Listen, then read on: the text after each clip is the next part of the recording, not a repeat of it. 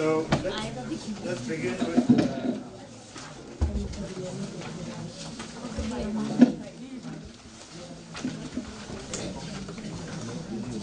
so we'll begin with the fourth sort of topic. So we did the structural properties, the pattern mining, the clustering, and now we're going to talk about classification. So what is the classification class? So classification, right, is that you have, in this case, it's also a supervised learning problem where you know the labels, okay? So in that sense, it's a little bit easier than clustering. So clustering, we don't have any labels, we just have a graph, you want to sort of partition it. Here, we're going to have a graph, and we have labels. So you may have labels on the nodes, as one example, and you may want to predict the label of some other node, right? So I give you a new node for which you do not know the label, then the idea that can you predict the label for that. So as you can see, this has many applications. This can be used for recommendation. You know, this could be used as a way of partitioning your network in terms of basically, but it's more of a predictive kind of a task. That way you do not know the labels and you want to do it. And then there is the other scenario where you have many graphs and you have labels for those and you want to predict. So let me try to sort of first define the problem that we want to solve, and then we'll see what are the methods we can use. So just like in pattern mining, there are these two situations where you have either a database of many graphs or you have a single large graph. So we'll have the same kind of a situation here. So we'll start with the easier one first, easier sort of conceptually to sort of think about in terms of, because it's sort of it's very close to the normal classification. So here the point is that you have what we call a graph database. Okay, that means you have graph 1, you have graph 2, graph 3, you know, many graphs.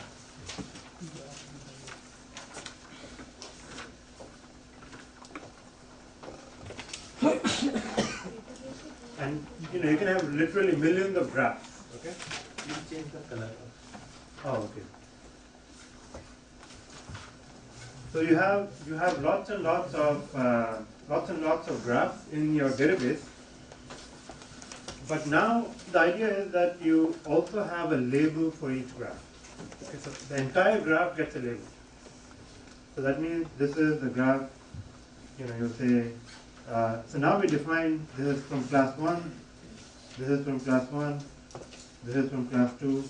So actually, you know, I'm going to be using basically just two classes, okay? But you can generalize this to more classes. I'm just going to call it positive or negative class.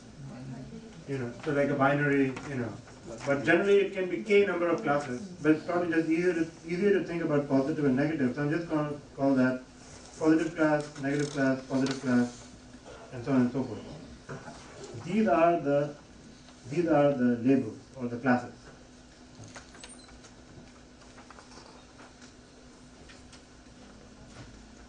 Okay, so this data is given to you.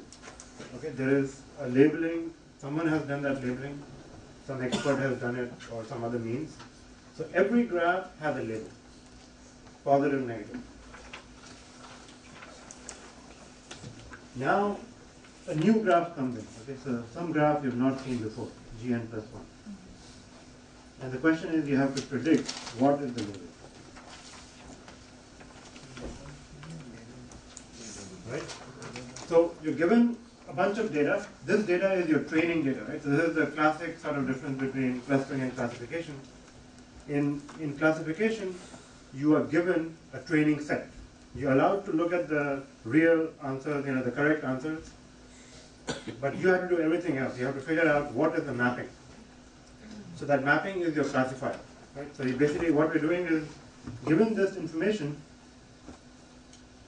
we have to build a model or a classification model or a classifier that can essentially do this prediction for us. So this is the input set or the training set.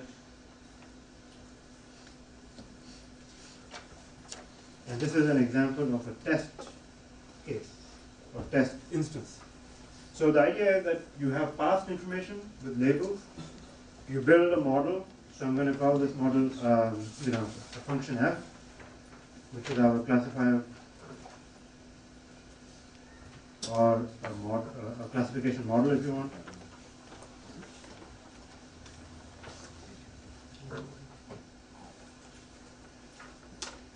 And this function that you learn, it has to extract, in the case of graphs, it has to extract whatever it needs from the input data, right, from the graph G1, G2. So it has to learn what is the mapping, what makes this a positive case, what makes that a negative case. So we'll talk about exactly those techniques, how to extract those features and then how to build the classifiers on top of that. And then once you have that, simply take that function and I can just apply that. I can say f of gn plus 1 is my predicted label. So that's essentially how you apply the model. So once you build the model, you plug in any other graph, it's going to spit out the class. So where does this kind of problem appear? So let me give you a very good example. So think of chemical compounds. Okay, so this is widely used in drug design and in pharmaceutical industry. Each graph is a chemical compound. So it's pretty much a component of a drug or something like that. And this positive and negative basically means that this drug or this compound might be effective for that disease. Okay? So think of some, even a common cold or fever, whatever. You say, if I have many, supposing I wanted to come up with a new medicine for fever, I'd say this chemical compound is known to inhibit, or bring down the fever. So that would be the positive case. This one is known not to do that, so it's a negative instance. This one is known to do that, not, So maybe fever is a trivial example because we have many good drugs for that. But for some cutting edge, the pharmaceutical industry is always spending a lot of money doing, research and development of new drugs. So they are constantly faced with this problem, that they know certain properties of those drugs, and you can now synthesize a new drug, right, a new compound, and you want to know whether or not it will help. And so the more it is similar to those things that help, cure the disease or at least, tackle it somewhat, the better off you are. So that's one example. Let me give you another example, this time from, let's say, bioinformatics. Okay. So now we have the ability to measure the gene or the protein content of a cell. And so what you can do is, let's say, for example, in the case of cancer, right, and let's say for some extreme cases, you can actually measure at the molecular level, so you want to know what happens in a normal tissue, so like a normal cell, a healthy cell, versus a cancerous tissue, right, so a cancer cell.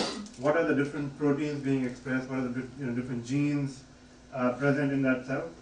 So you can take a cell, you can measure the protein content, and if you can then somehow, look at the observations either in space or in time, and you can create a graph out of that. You can say in healthy tissue, right? So the label would be healthy tissue. This is the set, this is sort of the gene interaction I'm observing. In cancerous tissue, this is the sort of, a graph I'm observing. So if you can collect different instances at different points in time, for different people, right? So the different graphs can be coming from different people, for example. Again, the point is that once you do that, it says, okay, now you have a data set which you have modeled as a graph in some way, and that has a label. So this is healthy, this is diseased. Healthy, disease, healthy, disease. Now you want to know, okay, in terms of the genes that are present and the interaction between them, what is the, can I come up with a model to predict? So if I give you now, so a new patient comes to the hospital, you can look at their, tissue samples, and then you can basically see whether or not, they belong to the healthy or that category. And then you can do similar things. So anytime you can take a data and model it as a graph, or multiple instances of graphs with labels, then you can apply this kind of a, situation where you can learn a classification model to predict the class. So this is one scenario. The other scenario is more like a social network type of scenario, where you just have one large graph. Okay? So let's talk about that. So that's also a obviously interesting case. So here you have a single large network.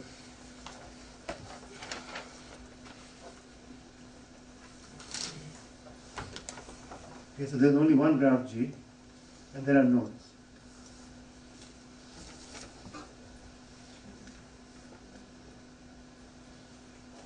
Okay, now in this network, the labels are attached to the nodes, for example. Okay, so nodes will have classes. You say if it's maybe think of it as this way. So if this is a this is a social network. So you need to now say that this person belongs to a certain class. Now, it depends on the application, but the classes could be, different interests that they might have. They say these guys are all, they have the same interest, if you will. This guy has a different interest, and these two have similar interest to that one. So you can give a label to each node, but that's your training data again. So that means I've given you the graph, I've given you the node, I've given you the actual classes that they belong to. But now think of it this way. A new node is there which you have not seen before. Okay, so here's a new node that comes in, it connects to that, it connects to that. Now, okay, so these are all labels. Okay, so I'm going to say the class is positive class, positive class, positive class, negative class, positive, negative, and negative, positive, negative. So now the question is, what is the class of this node, right? So again, the same general idea is the same, that you know the labels of existing nodes in the network. Okay, from that you have to learn something. And when a new node comes in, you need to be able to predict the label for that node. That would be an example of a classification problem. So here you have to predict the label, and again you have to learn the function from that. And the classes, as I said, can be more than just two. I'm just using positive, negative because it's easy to sort of describe that. But generally, in real world, so for chemical compounds and those things, generally the two classes are a good, approximation because they generally have the class of interest and everything else. In a social network, probably you'll have more than two classes. You'll probably have many different groups or things that you want to describe. As a very quick example, think of this as, a Twitter graph. Okay, so these are retweets and things. And let's say we put the node would be let's say the political affiliation. Okay, so they belong to the Congress or they belong to the BJP or whatever, right? Or whatever other party you can think of. Or in the US it would be Democrats versus Republicans versus third independent candidates. So those could become the labels. And so your point would be before elections or during some other events, you have the whole social network, people are talking about certain things, and you know who belongs to which party, and you try to learn a model from that, and then maybe a new person, like maybe an independent voter you haven't seen before, right? They tweet something, you want to know, are they supporting that party, are they opposing it, what's the situation? So this can be applied in many scenarios where you really want to make some sort of a prediction for unknown things. A more maybe interesting, from a biological perspective would be, you have genes and proteins, and you know the biochemical, the biological process or the function that they're involved in, and a new gene for which you do not know the function, can you infer what is the function of that gene or protein based on the labeled data? So this is again a question of, you have partial information, you need to know the rest. So classification is basically that coming up with a classifier that can do this mapping. Now the question is, how are we going to basically go about doing this in a graph situation? So let me first tackle this situation, the graph database scenario. Okay, so you have a lot of graphs, because the kind of techniques that we're going to be using are going to be, they're sort of similar in the end, but let's just look at them separately and then we'll see what the common threads are. So the first thing you have to do is, if you think about this problem, because again, as I said, conceptually a little bit easier perhaps to see, you have to define similarity and differences. Again, it's sort of, again, the same thing that we did for clustering, you have to do implicitly at least for the classification also. Because there are certain properties of G1, G3 that make them from the positive class. And likewise, there are going to be certain properties of G2, Gn that will make them the negative class. So the idea is to elucidate those properties. Can we extract those properties? So that essentially is the task of feature extraction. Okay? So classification is pretty much sort of enhanced feature extraction. If you have good features, you'll be able to do better classification. So they go pretty much hand in hand. So, and by feature extraction, the whole point of feature extraction is to compute similarities. Okay, so this is where we tie in the notion of, again, similarity or a distance. So the more features you have in common, the more similar you are, right? So that's the basic idea that we want to basically exploit. So situation is that you're given a graph database D, graph 1, graph 2, graph n. Of course, they are all labeled. So actually, there is a, like I said, the corresponding label with labels. Okay, so based on what we have learned so far, we can easily think of certain ways of extracting features. So what you can do is, so assuming that there are positive and negative, so let's assume that for now there are only two classes.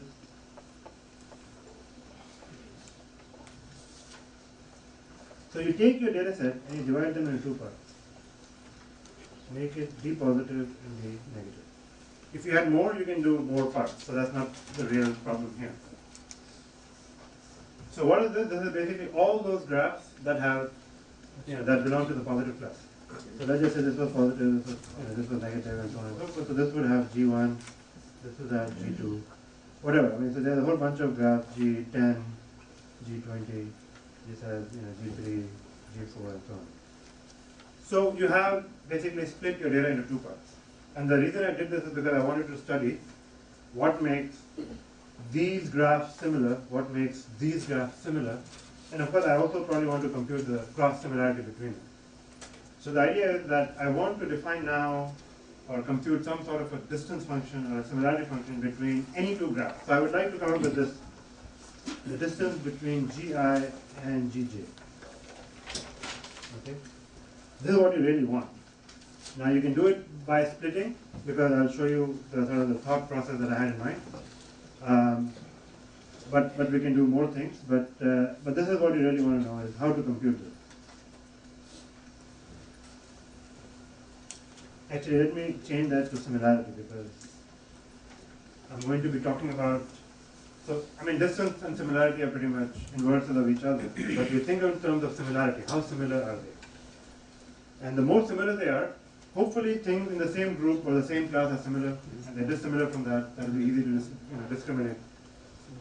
But it's not always so easy. So then later on I want to tie this notion to the notion of the kernel. Okay. So that's where I'm basically heading. Because the kernel is this, the kernel matrix is the one that will help us define similarities. So I'll get there. When I get there, I'll mention that. So now you have the situation and you want to define it. So based on what we have learned, okay, tell me or think of how I might be able to compute similarity between any two graphs. Any ideas? So I give you these two graphs, right? So there's G1 and G2. I mean, the Gi and Gj. And I want to know how similar these two graphs are. How might we do this?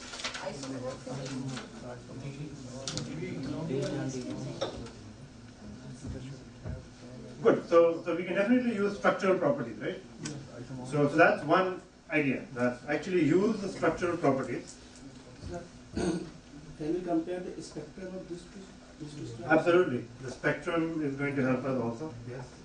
So that's part of the structural. So when I say structural, so that's exactly, in fact, one of the key ideas there is that we can compute not just, we can compute several things, not just eigenvalues, eigenvectors. We can use pretty much, so you want to compute the similarity between Gi and Gj. Okay, so one idea is structural. Structural properties, or let's call them structural features. Okay? So the idea again is I'm extracting features from these graphs. Right? So if there are two graphs, I need to be able to extract features. So what are the features I can extract? Well, definitely the spectrum. So what I can do is I can look at the eigen spectrum. That is basically for Gi, what are the lambda values? Lambda 1, lambda 2, lambda n. Same thing for Gj, right? Lambda 1 prime, let's say lambda 2 prime, lambda n prime. So you can get a whole bunch of numbers out of the eigenvalues. You can compare them. You can probably just sum them up and see how similar they are, for example, right? So in other words, you have to now compute some function of those, of course, to see how similar they are. You have to define some function on those set of numbers. Sir, but the number of latent node in these two graphs not same. They're not, yeah, exactly. So they may not be the same. Normally what you're better off doing is you're better off looking at the top one or two, right? The largest eigenvalues, the dominant ones. So you don't have to look at the whole thing, but so definitely the largest one. So you should definitely look lambda 1 versus lambda 1 prime, right? So the distance between them. If there's a large gap, that means there's some, they're not going to be more or less, there's a problem in terms of the matching.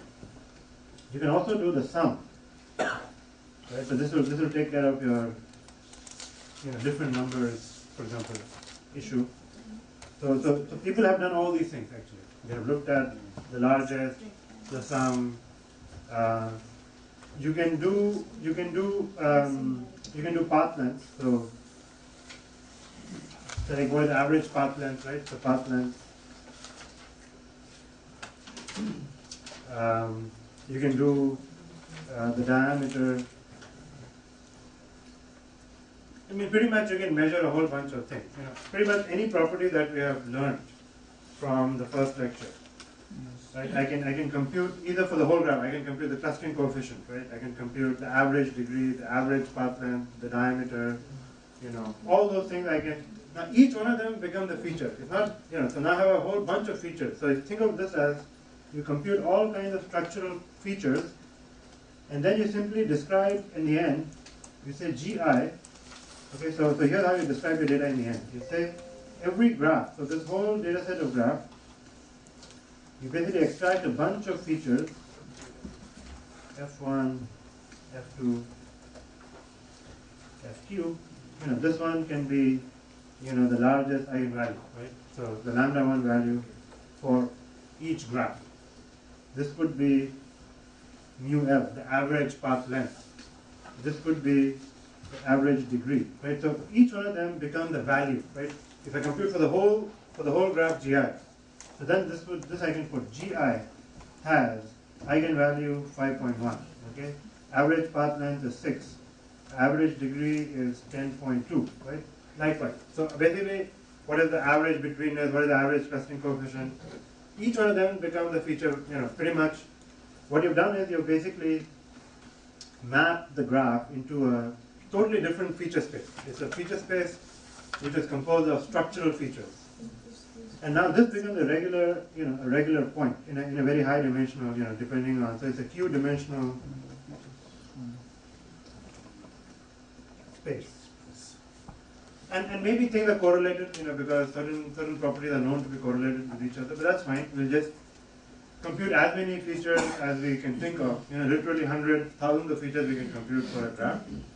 These all have to be global features, meaning from all the nodes, we either have to average them, take the max, take the min, you can do whatever, but it has to be a feature for the entire graph. Okay? That's why I'm talking about average path length, average degrees, some of the eigenvalues, the largest eigenvalue. And you represent Gj by the same, way. So this could be maybe 4.8, 2, 2.1, and so on, right? So now, these two graphs are basically described by a bunch of values. And now it's easy to compute similarity between them. I mean, I can pretty much do, a dot product between those two, which is the standard way of defining similarity. So you just take the dot product. This times this, plus that times that, plus that times that. And so the higher the dot product, the more similar they are. So dot product, and I'm mentioning dot product in particular because that's the fundamental similarity notion for vectors. For two vectors, and it's a linear notion, right? So dot product is a linear operation. Given the input vector, we don't manipulate anything else. We simply take the dot product. So I can just say that, basically what I'm doing is I'm taking GI and mapping it into some vector xi. I'm taking Gj, mapping it to some vector xj. And then I'm just doing a dot product. I'm saying xi transpose xj. This will be my kernel between G1 and G2.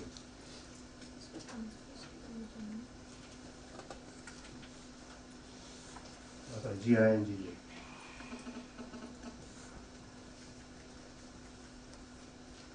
So in other words, I had to go through the cycle of feature, extraction essentially, because just given two graphs, what can I do with it, right? I have to obviously do something to be able to compute the similarity.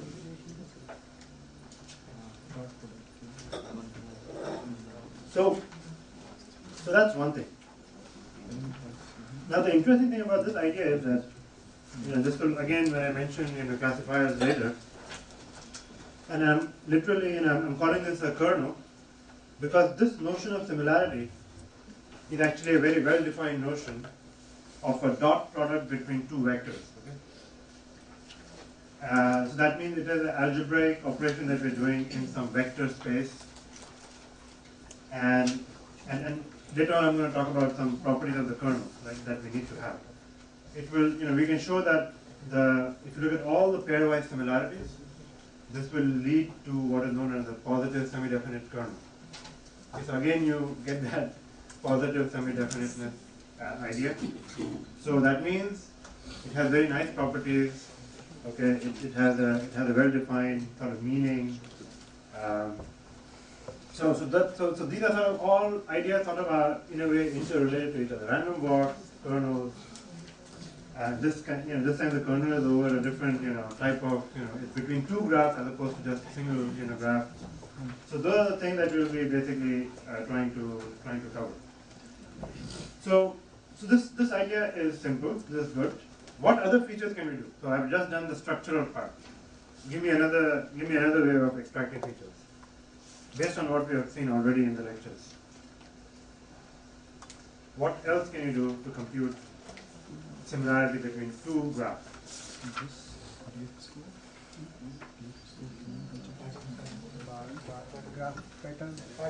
Pattern mining. Pattern mining, exactly.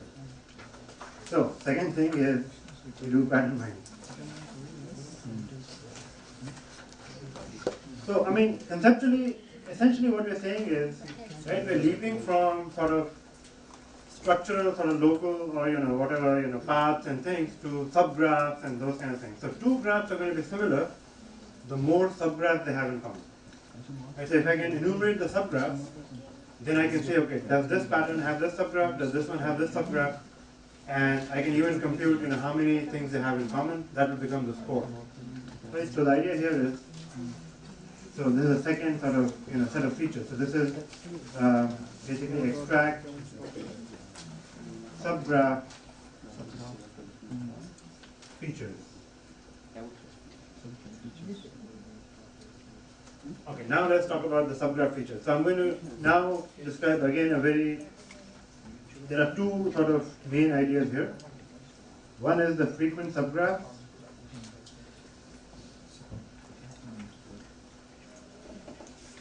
And the other is the notion of a graphlet. They're very related to each other, but they're slightly different. Frequent subgraphs is already seen, right? So essentially all you have to do is, and this is where the division actually helps. So if you want to do frequent subgraph mining, the basic idea is you start with your database, you divide that into the positive half and the negative half, okay?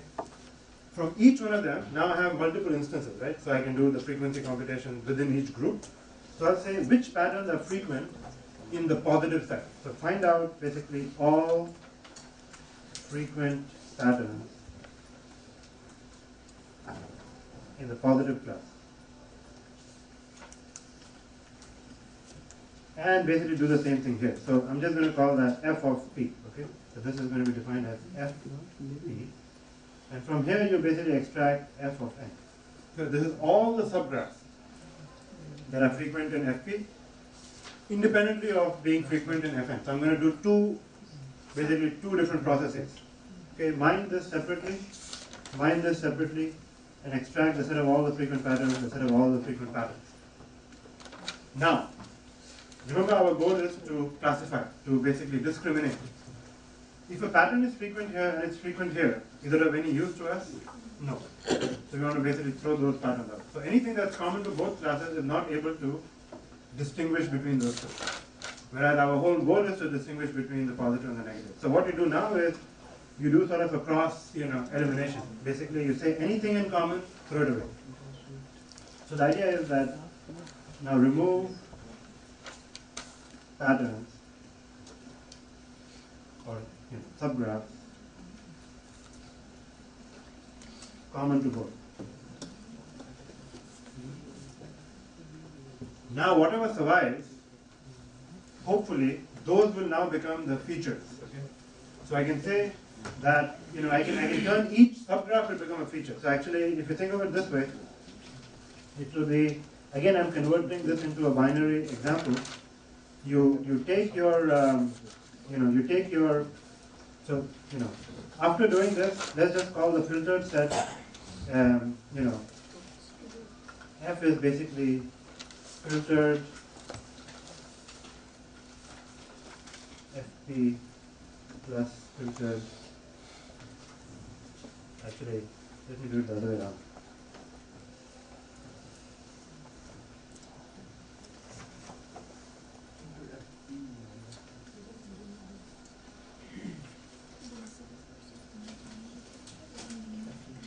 Right? So basically take the union of all the patterns and remove the thing that are in common. So we do this. Now this is basically now a set of features. Features mean they're subgraphs. So let's just call it subgraph 1, subgraph 2,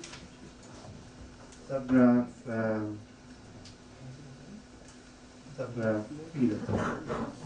Now any given graph, G1, you just say, is the subgraph present in that graph or not, right? So I can just turn it into a binary feature vector. So every subgraph in this set, so this is your set F, okay? All the subgraphs in that set, they're now either going to be appearing frequently in the positive or they're going to be appearing frequently in the negative. So now pick G1, and if G1 is from P, right, it's from the positive class, let me use something else here, G or R or something like that. So if it's from the positive class, let's say this one was actually, from the positive set, G3 was from the negative set, G4 was from the positive set, G5 was from the negative set. So this one is more likely to contain this, maybe doesn't contain that, doesn't contain that, contains this, doesn't contain that, and so on, right? So what I've done is I've taken a graph and I've basically turned that into a binary vector. Whether the subgraph is part of the input graph or not. The frequent subgraph is part of the input or not. And likewise you can do for G2. Now if G2 is from the negative class, it should not have any from the positive. It may have G3, it may have G4, it may not, it may have G5, and so on.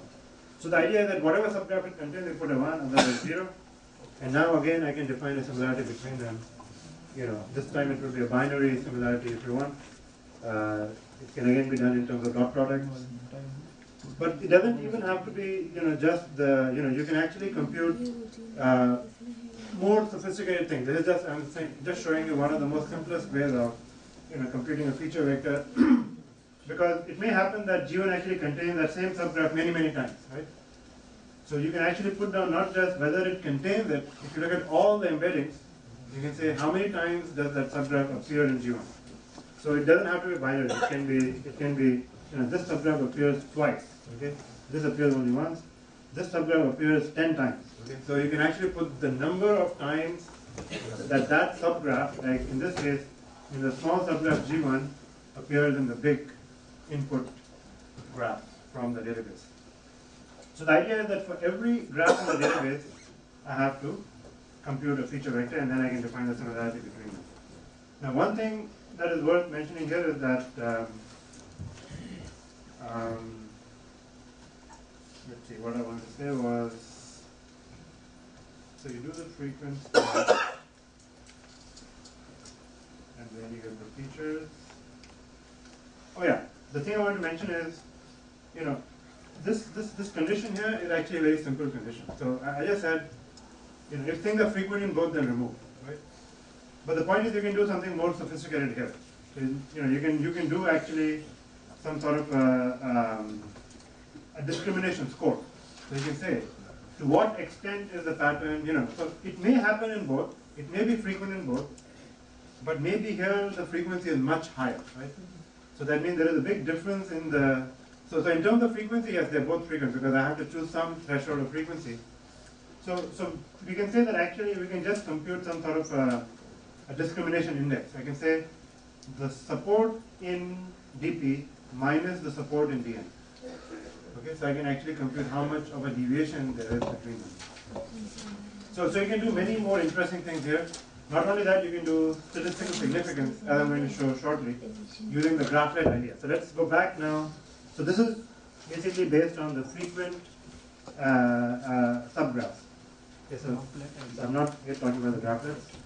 So this is basically idea number 8, where you can do frequent subgraph mining, then you do some sort of a discrimination to extract, patterns that are not similar. But here's the graph-led idea. So the graph-led idea is that I can actually compute the complete distribution. So basically, still you want to extract frequent patterns, but now the second idea is that of graphlets.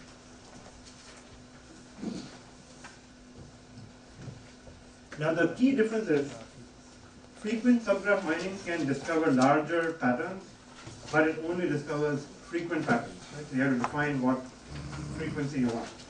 A graph-led, on the other hand, will be the complete probability distribution up to a certain size. So you have to obviously restrict the space. So let me just show you what the main idea looks like. So if I look at a graph like this, the notion of graphlets is basically find the distribution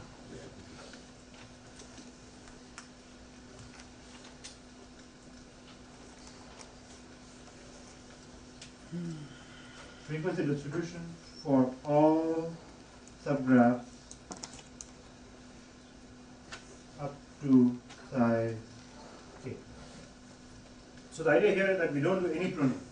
Okay? I want to know the exact frequency distribution of all the subgraphs up to a certain size in each graph. So given this graph, let's call this graph GI. So, the number of edges is not that interesting. So let's start with size 3. But if you want, we can, so the first feature would simply be, how many patterns of this size do you have? Well, there are 1, 2, 3, 4. So there are 4, the number of times a single edge happens is 4 times. Now remember, we can always do labeled stuff if you want, right? Right now I'm just showing everything from an unlabeled perspective, but you can always add labels. So the first thing would be how many labeled patterns up to that size you can have. But generally this work was done from a purely structural point of view, so they ignore the labels. They just say how many structural subgraphs you have. So I'm going to do it from the structural subgraph point of view. Then the next thing would be triangles, right? So how many, and by the way, when I say all subgraphs, I mean all connected subgraphs. And so now I can go and count how many times do I see,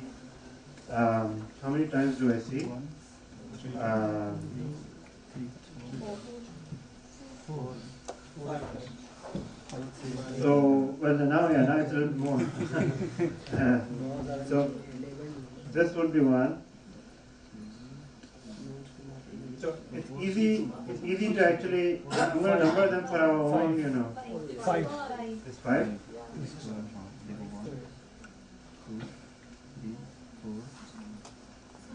Okay, so 1, 2, 3. So let's do 1, 2, 3. 1, 3, 4. 1, 3, 4. 1, 2, 4, right? Then you have 1, 4, 3. 1, 4, 3. no, 1, 4, 3 is the same as 1, 3, 4. Oh no, okay, in terms of the 1, 4, 3.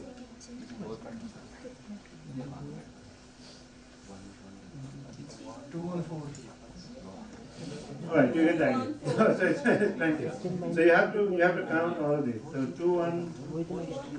Okay, yeah. So now you basically put everything in the middle here. So you have to do that. So whatever, right? So you just count how many times it happened and you put the frequency there.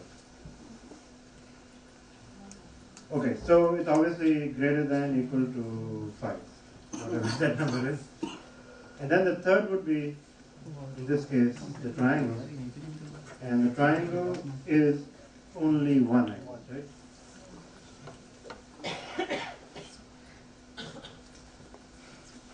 One. Yeah, 1, 3, 4. Okay, now one thing to keep in mind actually, and this might change the counts, that once I do 1, 3, 4, okay, if you commute, like 3, 4, 1, I mean sorry, 3, 3, 4, 1 or 4, 1, 3, it is the same pattern, okay, so you do not overcount. Same pattern which has what we call automorphic, if it's automorphic to itself, we still count it as only 1, because it has to be distinct mapping, not the same, or just a permutation of the same number. So in fact, actually, right, so we have to go back here and actually, the point would be, because these are unlabeled, right, so the numbers do not matter, they have no meaning actually.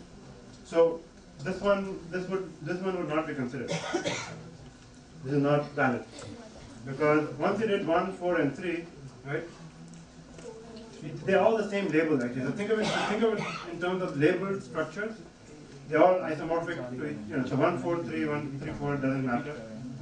Maybe 1, 4, 3. 3, 4. 1, 3, 4. Actually, you're right. Okay, no. So in this case, I just fine. So only the isomorphic one. Yeah. So we don't have to have the other way around. We don't have to have 3, 4, 1 and all that stuff. Yeah. So this is still fine. So the problem is you could do size 4, right? So and then finally, if I want to do size 4, there may be many subgraphs of size 4, but I'm not going to list them all up. So you choose some value. So in this case, let's say k equal to 3. So then I'm going to stop here. Okay. So these are all the subgraphs of a certain size. But the interesting thing is,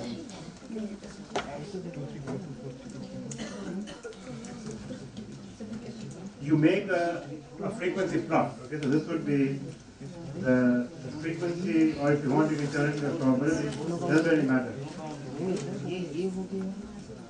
G1, G2.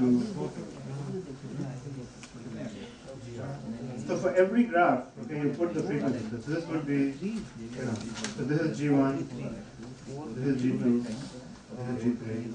So, G2 is somewhere over here, maybe, I don't know, 8 or something like that, greater than or equal to 5.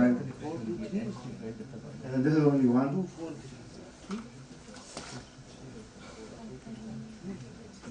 So you basically get a frequency distribution. So this is going to be this, is going to be this. So this distribution, right, is what we look at. So now I can compare two graphs based on their graph-led distribution, essentially.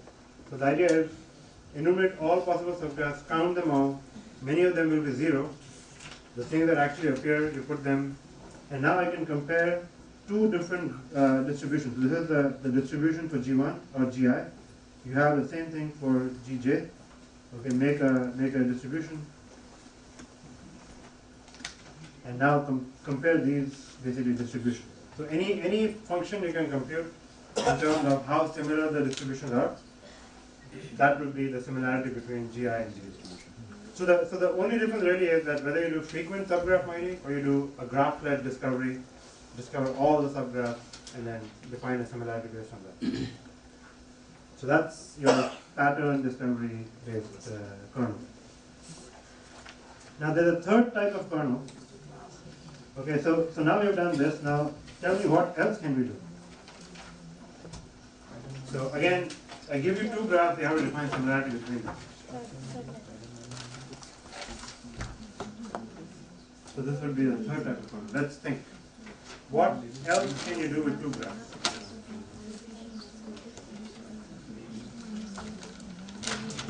So we did the structural thing, we did the pattern stuff. So the third type of a kernel is, any ideas? I mean, yeah, content based, yeah. I mean, assume that whatever we have done can be generalized to labeled, So if you have labels, I can do labeled graphlets, I can do labeled subgraphs, I can do labeled paths, So yes, definitely all those things can be generalized, but something different from that. Cluster formations or something, groups, Okay, sure. communities.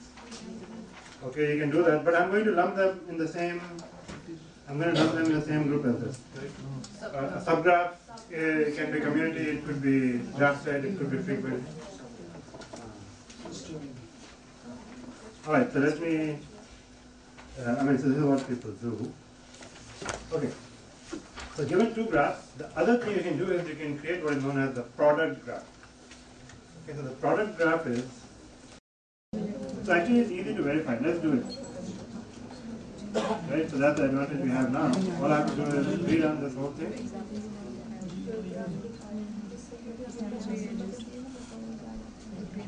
Actually, first I have to set it up.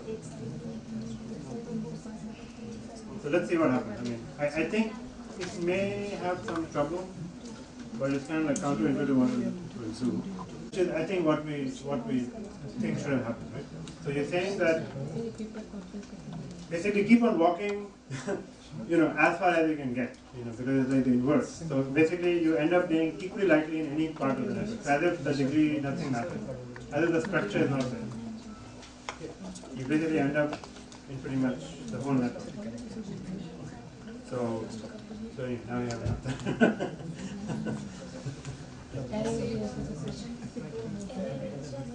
That's a good one.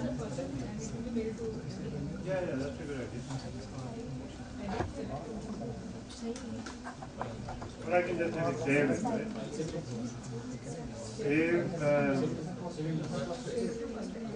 Save to fire. So last thing, I'm just going to call it. Okay.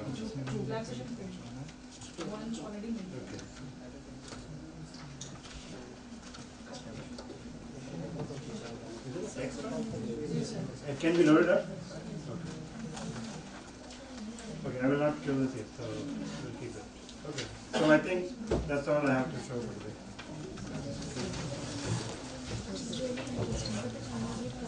So let me actually take a real example, and maybe I'll take a labeled example so that it's a little bit clearer. So let's say you have ABC, node 1, node 2, node 3. And this can be done for unlisted. Actually, let's make ABA. Okay, so 1, 2, and 3 are the three vertices here. And here's another graph with just A and B. So this is graph 1, this is graph 2. So we define something called the product graph between G1 and G2. The product graph has actually pairs of vertices, okay, one from G1, one from G2. So all the vertices of the product graph, and I'm going to give this a number 4 and 5. So the product graph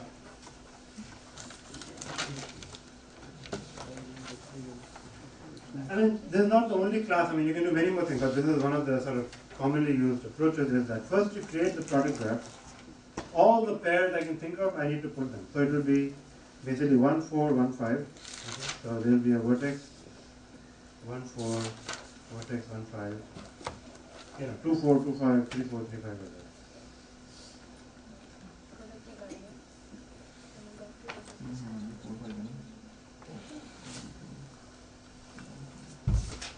Okay, so this product graph has pairs, you basically pick any pair from the two input graph, and so it's a much larger graph, of course.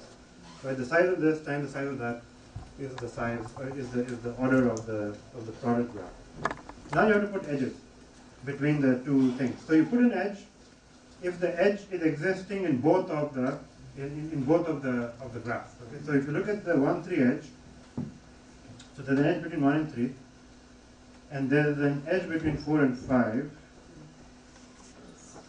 So let me see, 1, 3, so this would be the edge that would be present. Okay. So you put an edge if the edge, if the corresponding edge exists in both the graphs. So we will not put this edge because 4, 4 is not an edge in this graph. If there was a self loop, so if I actually let's add a self loop, then actually that edge would be present. Okay. So now in this case this edge would be present because 1, 3 is an edge and 4, 4 is an edge. Right? So this is the, I'm not giving you the full mathematical definition, just intuitively this is what happens in the product graph. Is that first you create the product of nodes and then you add these edges. So what else? 1, 2. So 1, 2 is there and 4, 5, right? So actually, okay, now we'll have all those, anyway, so you'll have this also. You'll have 1, 5, 1 and 3, 1 and 3, 4 and 5. This edge will be there. 1, 2, 1, 2, 4, 5. Yes, this edge will be there. What else? Okay, now 2, 3, 2, 3. No, this one will be there. And 3, 4, 2. And maybe I missed something, but that's the idea, right? So in this product graph, interestingly, this also ties back to what we're going to do for the single graph case. Okay. So what you do now is that in this product graph, you look for basically the length of the walk, the diameter, and those kind of things. So two graphs are similar if those values are higher. Okay. So if you can get longer walks, okay, you can compute the clustering structure. So the idea is that you create a product graph which is sort of an amalgam of these two things. Okay, both the graphs are sort of embedded in this in multiple ways. And now you compute some structural properties of this. And the higher the values of those properties, the more similar these two graphs are. Okay, because as you can see, if they were identical graphs, then you will get a much more denser looking structure. And if they're very dissimilar, then the product graph is very sparse. So you can look at those things and see what happens. So the idea now is to extract path-based features from the product graph. And the features can be anything you want. Degrees, path lengths, eigenvalues, whatever. So that's a way of basically defining similarity between two graphs via this product graph. Alright, so and now actually once you have a single graph you can do other things. Okay, you can actually do pretty much the things that I'm going to do for the single graph case. I can do so let me talk about that first and then I'll come back to tie this whole sort of thing together. So these are basically the three main approaches. Okay, so to compute features, we do simple feature extraction, we do subgraph, communities, whatever, or we do some other stuff like this by combining things. And this is not the only way of combining graphs. There are probably other more sophisticated ways. You can do. Remember we talked about the chronicle graph, right? So actually you can do a chronicle product also. So the chronicle product would be actually this is I think similar to the chronicle product if I am not mistaken. Because the way we do this is replace every one of them. Yeah, actually, you know what? I think this is. I have to verify this because there might be slight differences in the way it's done. Because otherwise it would have been called the chronicle product graph. So I just say that yes, you can do product graph this way, and the chronicle product graph would be to take this entire graph and embed that in each node. Okay. And then add the loops and things between those. Whether or not you get the same structure, I'm not yet sure. I have to work it out to see that. But there is a relationship. Okay. And so then you do analysis of those kinds of structures. The only problem with this approach is that this is pretty much expensive. You're taking two graphs and you're multiplying them, you're growing it up, and then you're doing computation in this much larger space. So computationally, if the graphs are small, it's fine. If the pairs, so you want to compute the similarity between GI and GJ, and if both of them happen to be large graphs, then the product graph is going to be even larger. And so that might have some issues with the complexity. Alright, so that is that. Now let me go to the single graph situation, and what I want to do now is define certain notions of similarity in terms of graphs. Okay, so this is called diffusion kernel. And again, a very, very important idea in graph, classification. So now the situation is the following. I'm talking about the other situation now, which is that that you have only a single large graph. Okay, so I'll give you a single large graph. So for the multiple graph case, we have structural, you have subgraph A, you have product graph, etc. Right? So that's done. Okay, so that's pretty much a good sampling of the kinds of methods we can use to extract features and define similarity between them. Now we come to the single graph case. So there's only one large graph. Okay, so that's your database, that's the single large graph.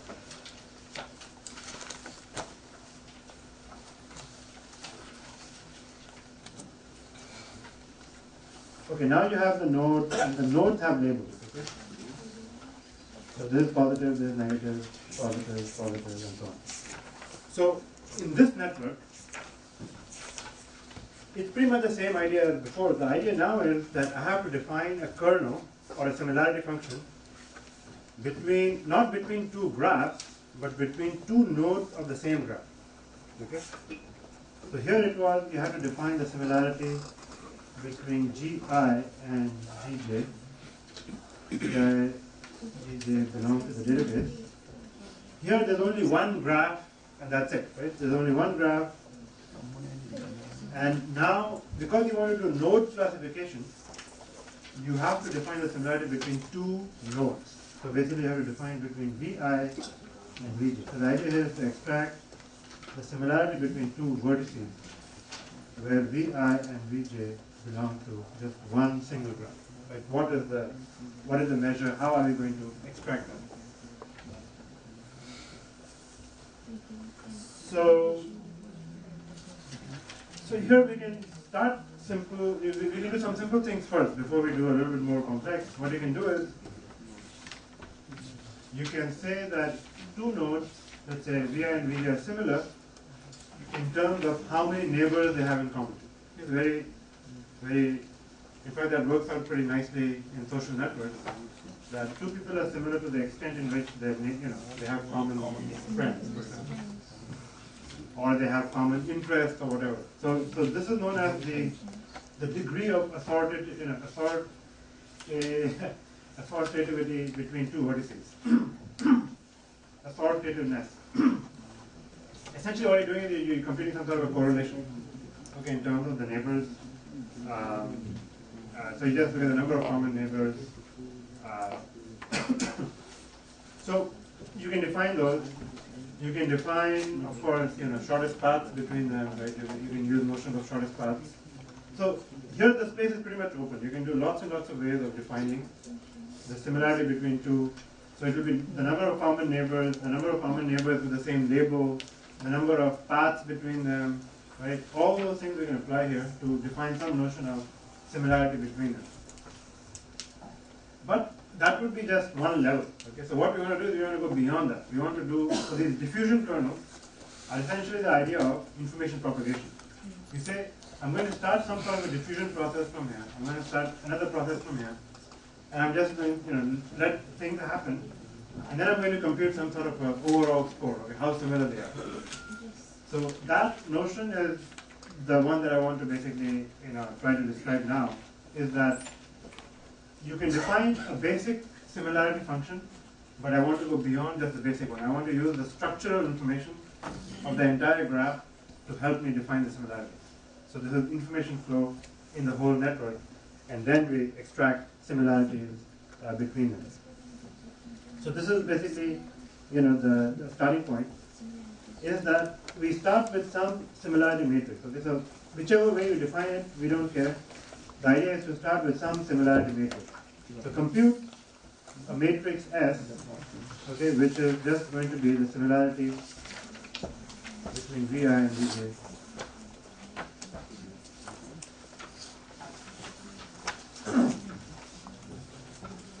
So actually, I could just say the similarity between Vi and Vj for all.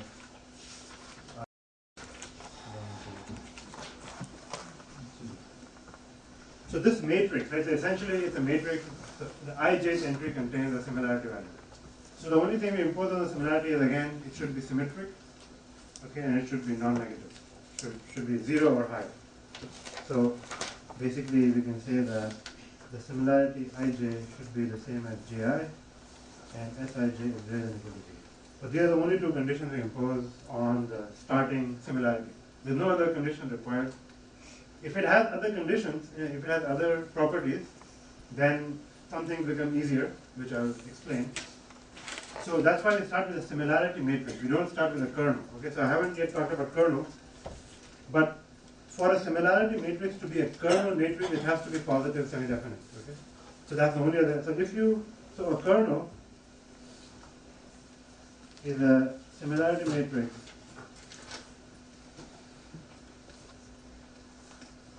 that is PSD, okay, positive semi-definite.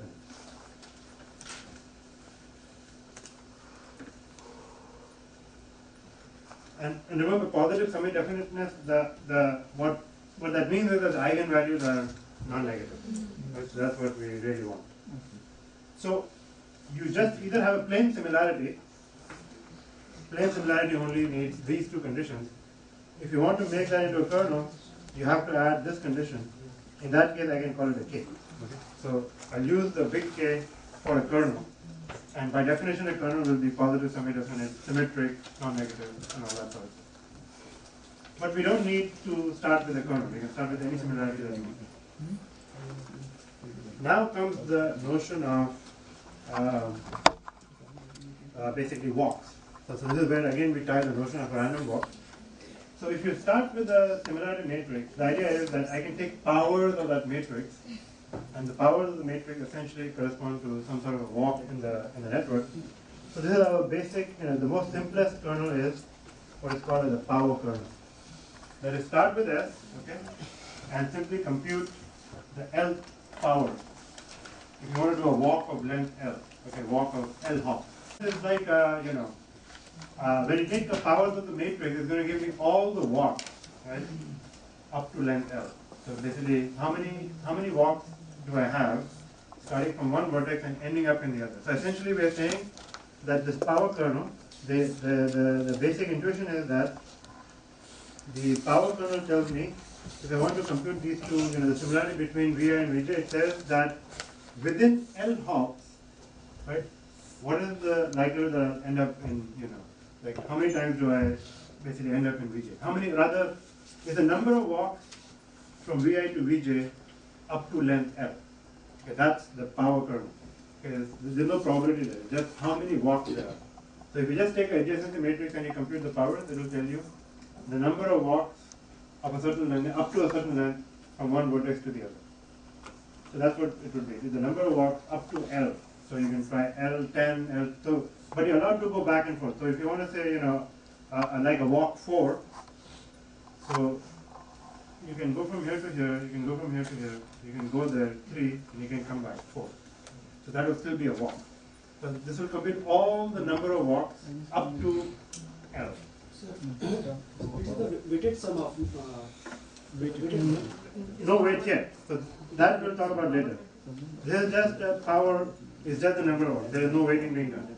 And just walks in adjacency matrix, at the power k, then I just give the number of walks between Vi and Vj. Yeah. But this matrix is different from adjacency matrix. But you can think of it as a weighted adjacency matrix, right? Because the similarity tells you how similar they are. So if it's 1, you'll get the normal notion of, the number of, like the length of the walk. But this is sort of like the total weight, Yes. total information that goes up to length L.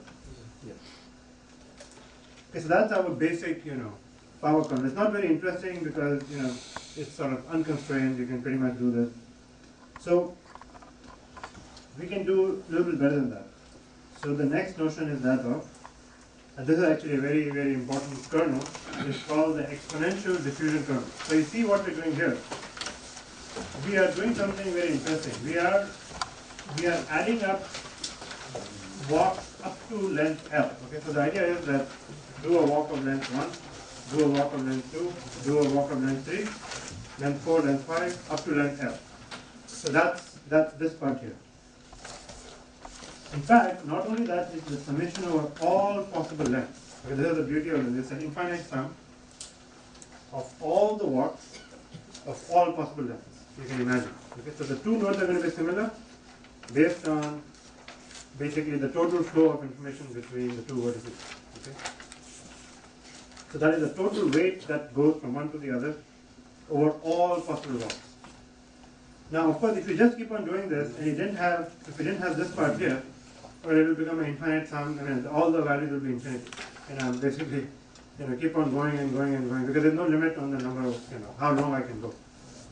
So that would be a useless kernel if you want to do just sums of powers up to length L. So the only way this is practical is if you exponentially decrease the weight. So the longer you walk, the less influence you have in the total summation. So what this does is it actually counterbalances. So every time you increase, right? Every time you take the Lth power, that means you're doing one walk of a longer length. You're going to exponentially decrease the contribution of that walk, and that exponential decrease will come from the L factorial. Okay. So that means the longer you go, very soon you basically have no contribution from that, from very long path. So if L goes to infinity, obviously infinity factorial is something even bigger than infinity. It's practically there's no contribution to the current, to the similarity. So we're saying that you contribute most if you are closer to the vertex and you contribute less and less, the more further away you are in the network. And then we also have this beta parameter that sort of acts as also a sort of a dampening factor. So beta is just some constant that we pick up, and so we just say it's the power of the matrix 1 over L factorial and beta to the power L is some scalar to the power L. If you actually expand this turns out to be this infinite expansion. But for those of you who are familiar, this infinite expansion is exactly the exponential function, actually. So the exponential function is defined precisely in this way. So this is called the matrix exponential. So this is called the matrix. Actually, I have it written here. So this term, like this infinite expansion, where you take all the powers of all the lengths, but you sum them up in a exponentially decaying manner, that is called the exponential matrix. And the beauty of this matrix is actually that it looks like it would take infinite amount of time to compute this, right? But there's actually a converging sum. Okay, so it actually converges. And so it turns out that mathematically it's like extremely, extremely elegant result. The eigenvalues, the eigenvalues of this matrix, which is what you're normally interested in, the eigenvalues are simply the exponential beta times the eigenvalue of the original matrix. So basically, so all you have to do is you have to just compute the eigenvalues of S. You just have to do a simple computation of the eigenvalues of S, and each one of those. So basically, the mathematically, I'll go over this maybe again next time. But mathematically, what this means is that you take S and you compute lambda 1, lambda 2, lambda n, right? So compute just the n eigenvalues for S, and of course the corresponding eigenvectors. So the U vectors are the eigenvectors of S. Okay? So U1, U2, Un. So for every eigenvalue, there is a corresponding eigenvector. So you just do this once. Okay. Now the beauty is that for this kernel, because this actually defines the positive semi-definite kernel. For this kernel, this whole exponential summation, The eigenvectors are precisely the same as the eigenvectors of S. It doesn't matter if you do this, exponential stuff. The eigenvectors are exactly the same, and every eigenvalue of this kernel matrix is simply beta times lambda 1 e to the power of beta times lambda 1, e to the power of beta times lambda 2, and so on. So basically we can say that lambda I prime is equal to simply e to the power beta lambda I. So this is for k. So this is actually, in other words, very cheap to compute. I mean, even though it looks like a very expensive operation, you're doing summation over all these things, but mathematically one can show that it's just, eigenvectors are the same. So eigenvectors of k are the same as the eigenvector of the initial similarity matrix. The eigenvalues are simply related by the exponential function. And so it's very easy to compute, so we can actually compute this kernel, and this will define the similarity between. So the similarity is given by the ij entry of this kernel matrix. Whatever the value is, that's the similarity between node I and node j. Because this matrix is going to be an n by n matrix. So k is an n by n matrix, and the ijth entry of that matrix defines the similarity between the two nodes. So now we have a way of computing the diffusion and the flow. Okay, so alright, so I think alright, so there are more things to cover, but we can take are we going to stop for the tea break? Okay, so we're going to stop for the tea break, and then I can take questions and other things after that.